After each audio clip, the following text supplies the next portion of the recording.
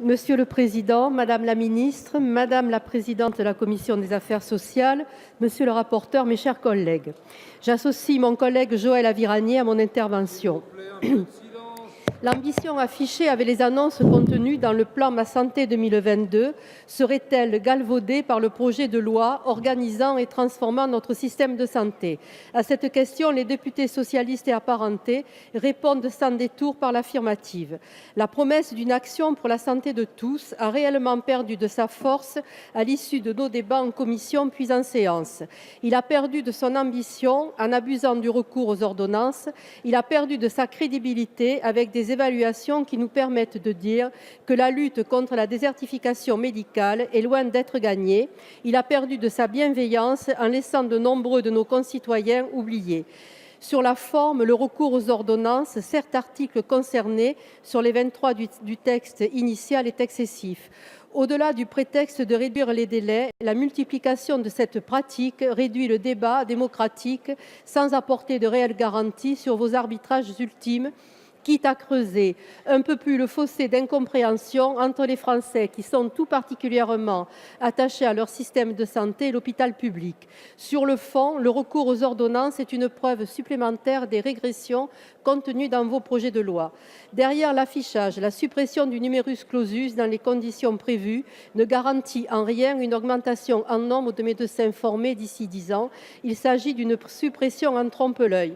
De fait, la formation de nouveaux praticiens est déterminée par les capacités d'accueil des universités et l'offre de stages dans les hôpitaux. Or, dans les moyens financiers supplémentaires accordés aux universités et aux hôpitaux, il ne sera pas possible de former plus de 9 000 étudiants par an, comme c'était déjà le cas actuellement.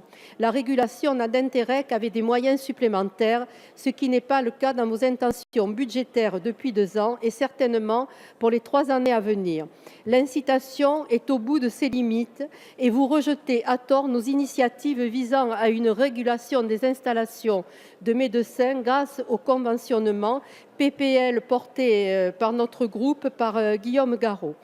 Énième reniement dans ce domaine, malgré son adoption en commission, vous avez préféré revenir sur le principe d'obliger les étudiants de 2e cycle d'effectuer un stage en zone désertifiée. Sans en aborder les contours géographiques, la labellisation de 500 à 600 hôpitaux de proximité pour 2022 est un point majeur de votre réforme. Il est à nos yeux un point d'inquiétude, synonyme d'accentuation d'inégalités territoriales. Derrière les apparences de soi-disant mieux graduer l'offre de soins, vous vous préparez surtout à la dégrader. Comment peut-on croire à l'intention de mieux graduer l'offre si son premier niveau, c'est-à-dire celui du premier recours, voire celui des soins d'urgence, n'est pas à la hauteur des sollicitations des usagers? Derrière le label de proximité, vous privilégiez la concentration des soins pour accentuer l'éloignement. L'enjeu consiste à réviser la carte hospitalière, quitte à affaiblir à la fois le réseau des hôpitaux et à dévitaliser progressivement les plus fragiles d'entre eux. De manière générale, le recul des services publics est source de défiance, d'inégalités et aussi de mise en cause des droits, comme nous le constatons depuis plusieurs semaines. Si le présent projet de loi se concentre sur l'organisation des soins en abordant la médecine de ville et les hôpitaux, il sous-estime la question de la prévention et de la promotion de la santé, qui figurent pourtant comme les priorités de la stratégie nationale.